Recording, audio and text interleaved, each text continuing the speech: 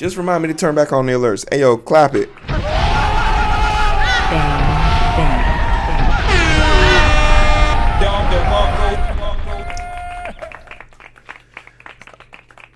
Hey, yo, what's up, everybody? How you doing? My name is Hero, and this is Coding with Strangers, and I want to say I told you so. I'm going to say this up front, and I'm going to say this up top. OpenAI is about to pull one of the biggest rug pulls from up underneath the tech sector that you've ever seen. Mark my words, 2-3 years. I hope that's how long this can last. We're gonna see an uphill battle for people trying to surmise or figure out how did this happen. And the one thing that tech trends have proven to me and have run true, they come and go. And after every one of them, a significant change takes place. For example, Bitcoin. Now, you still have a bunch of people who are a bunch of believers, but those believers are literally 10,000 people who are trading amongst themselves and literally keeping the price of Bitcoin what it is, but it's literally known as a scam. They get we literally had famous people get in trouble for it. We literally have people going to jail for it. And I think one of the Paul brothers, those dickheads, one of them even are being accused of, insider trading as far as the coin is concerned. And then came NFTs and just the mountains of people who really thought an image on the internet with a bunch of serialized numbers attached to it was going to somehow make it special. These were minute scale fads. I never felt interested enough to be invested in them because they didn't bear value. And at the end of the day, the issues that they were supposed to solve, they didn't solve them.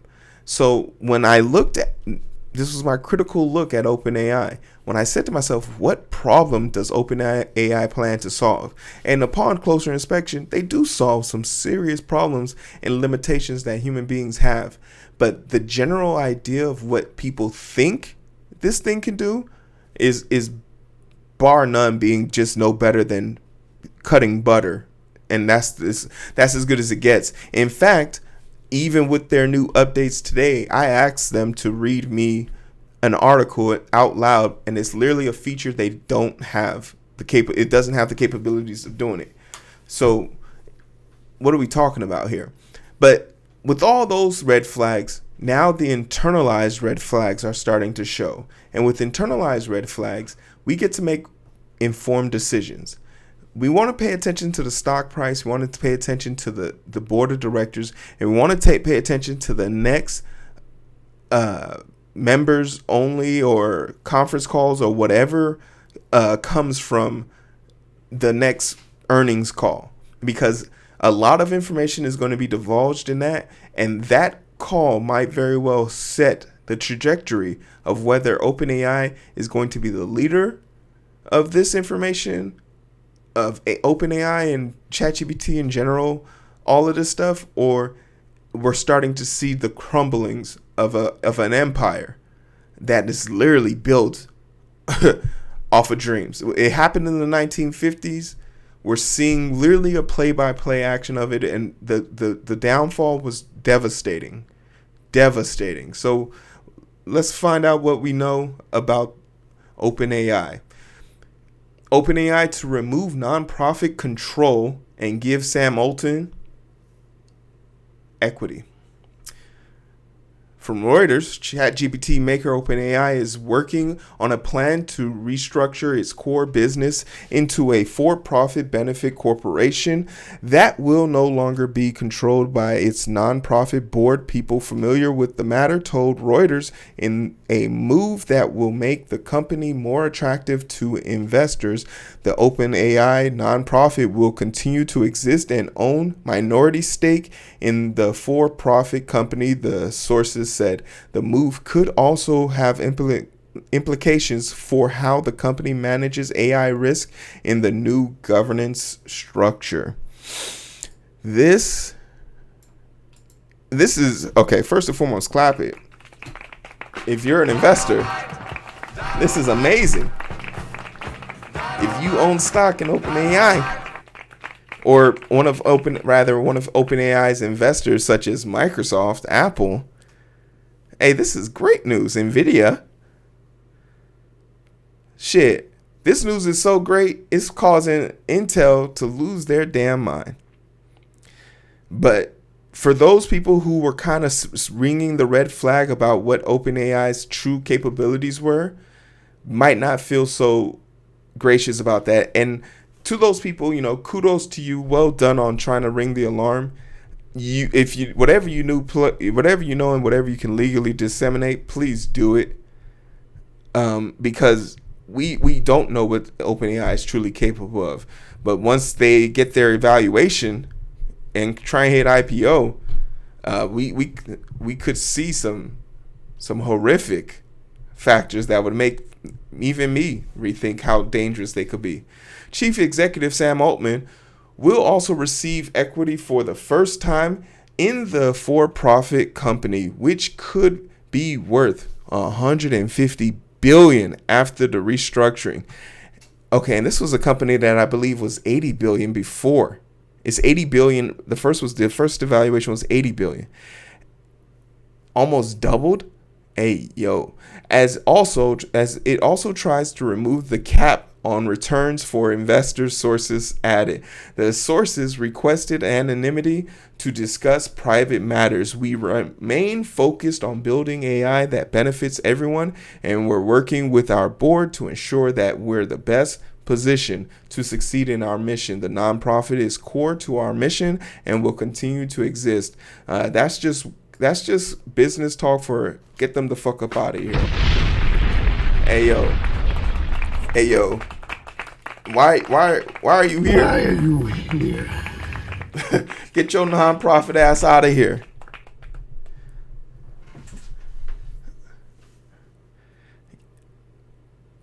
Get your nonprofit, no making having ass up out of here.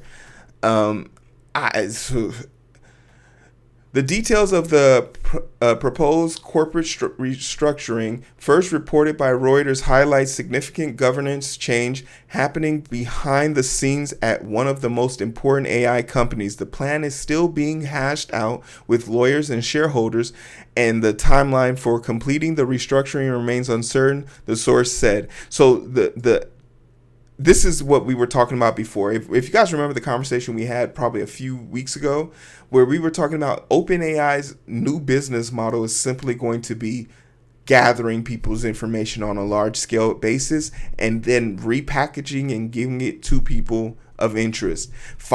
When you have everyone's information, literally think about how every piece of hardware right now is literally being built, developed, and designed to gather as much information from you, whether knowingly or unknowingly, solicited or unsolicited. How? Now on iPhones, new phones, you can literally take images of people and cartoonify them and then send it to someone as a sticker. Did you ask the person for permission before you put their whole entire face into a database to make a sticker out of them? How about the fact that you can now record all the calls that are going on your phone, and then it can be put into a dialogue text tree for you to hold? And of course, Apple's going to make sure it stays only on your device until you randomly click accept on the terms and agreement for something random, and then you lose that right. The fact that Copilot plus PC literally has admitted that we are going to be taking screenshots of your of your home screen, so that if you ever have any questions, we can call it back. Besides this being the biggest honeypot trap in the world, OpenAI has clearly made it so that their business plan becomes gathering information about you. And like we always say, if they give it to you for free, you're the product. You're the product. There's hundreds of thousands of marketing agencies and companies that will be paying top dollar to figure out the demographics of whether you or not you want to drink ice, Pepsi or Coke. Pepsi and Coke were willing to sacrifice you for the sake of it. And let's not even begin to talk about and the reason why this is a ticking time bomb is because of the video we covered a few days ago. Literally, they're thinking about not thinking about, they're trying to restart nuclear power plants so that they can have enough power for AI. That's how desperate these people are. We're cooked. It's over. It's over. No, we're not in charge. I was born in it, molded by it. Yeah. The restructuring also comes amid a series of leadership changes at the startup. OpenAI's longtime chief technologist officer, Mariam Mutra, is abruptly announcing her departure from the company on Wednesday. Greg Brookman, OpenAI's president, has also been on leave. Now, these two people leaving is very interesting to me because the rule of cool says that if you figure out a problem that OpenAI has, you go make a company to solve that problem. If you're the only one at the company who knows how to solve said problem, you don't have to work for them. You can go start your own business and then be a consultant and get paid way more, way faster. This is a common trait you see in big companies. You figure out what the problem is, you become the sole facilitator of it, and then you bounce. You want to know why it's so hard to find documentation at big companies? It's because people why give away trade secrets. That's your meal ticket. That's your meal ticket.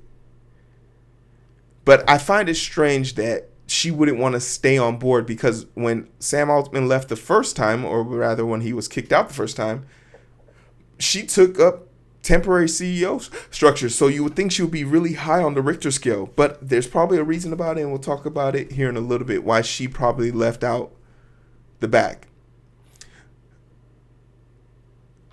Founded in 2015, the nonprofit AI research organization OpenAI added for-profit OpenAI LP entity in the 2019 subsidiary of the nonprofit, securing capital from the Microsoft to fund its research. The company captured global attention with the launch of ChatGPT late 2022, a generative AI app that spit out human-like responses, okay, take it easy, to queries, which has become one of the fastest growing applications in history with over 200 million weekly effective users, igniting a global race to invest in AI.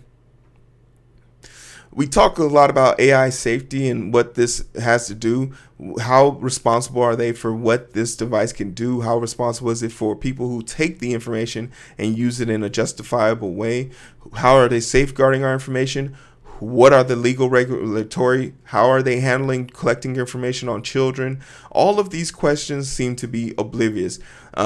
The reason why it's being banned in hospitals is literally because doctors and nurses keep putting, hey, can you write my chart notes if I put a file in here? And now someone's whole entire patient information is in OpenAI's hands, right?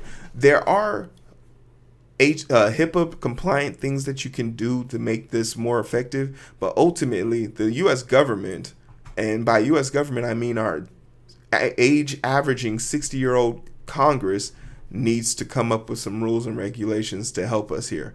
But let's talk about why I think this is a problem, because who cares about what they think? Actually, I do. That's why we're covering the story, huh? That's why we're covering the story. Some things that should be taken into notice when talking about this. Why do they want to become a for-profit company? Why now?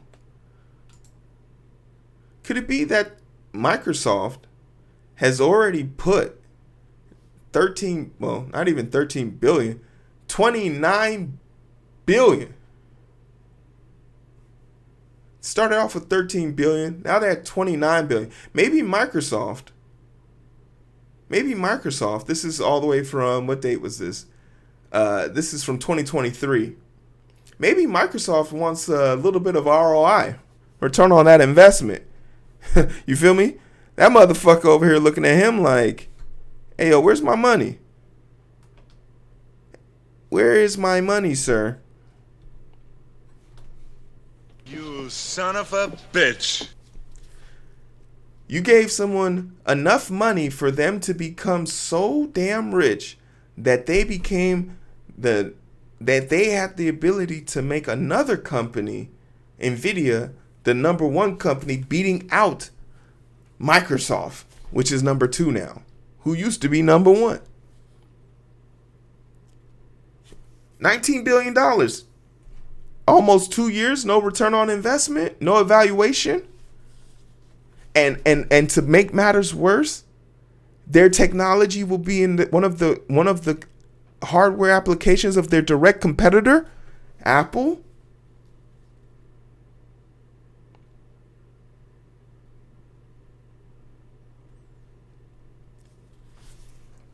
We're not a little bit concerned about that. This is a problem, and Microsoft has someone on their board to make sure that they make it to the capitalistic route. Microsoft wants a return on their investment, and they not waiting. But you're saying, Hero, come on, it's Microsoft. They invest in a bunch of companies, not 19 billion worth in other companies, 29 billion worth in other companies. Well, how about this?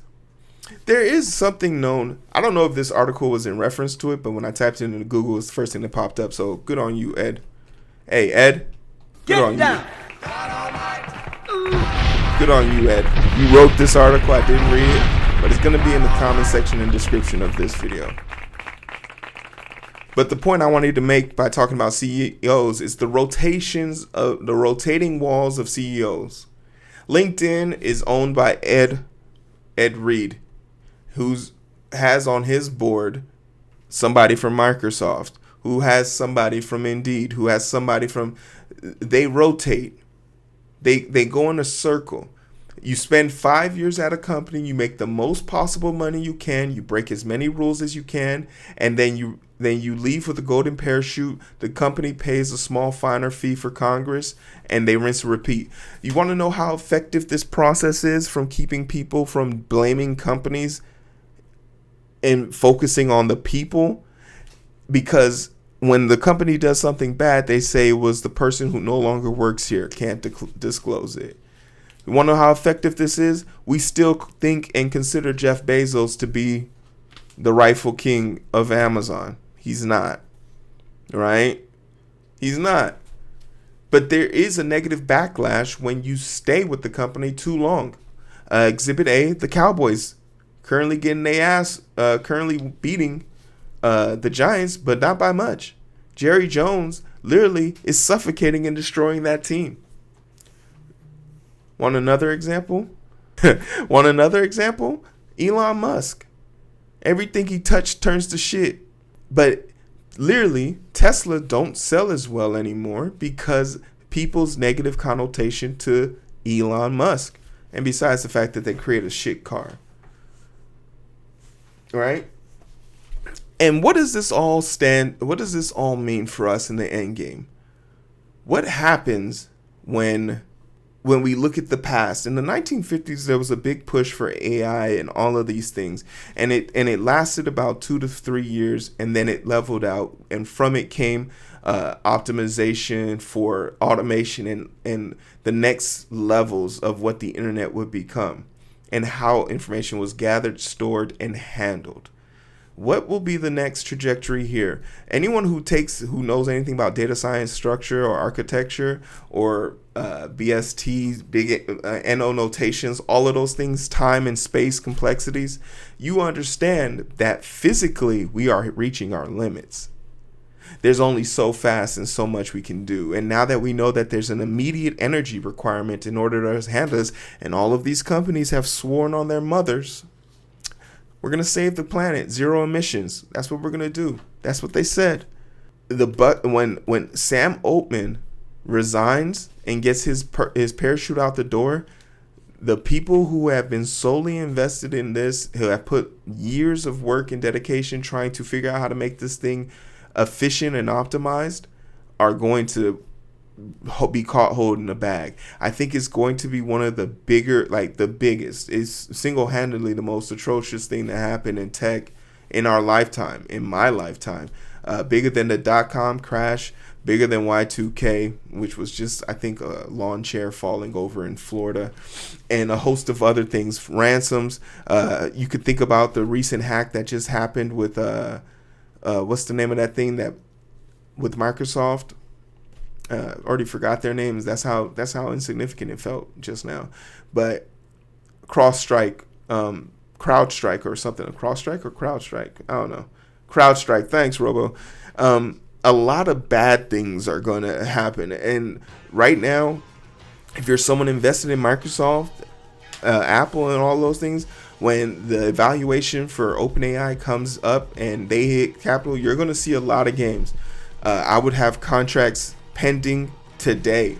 In fact, you probably already late. And this isn't, financial advice, but if you are interested in, dabbling in some stocks, there goes my Webull link. You can get a free stock, and after you put $100 in your deposit, you'll get another set of free stocks. So do it with that what you will.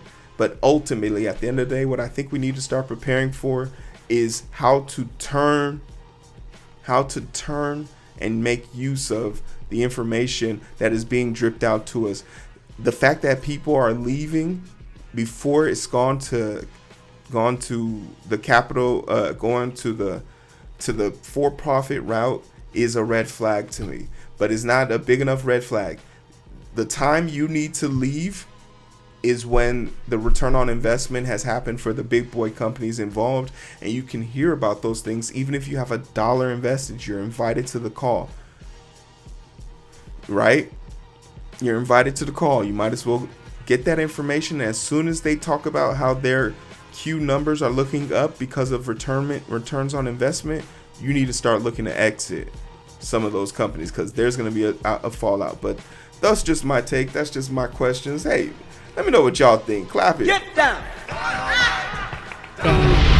Like, share, subscribe. I appreciate y'all. Take care. All right, we're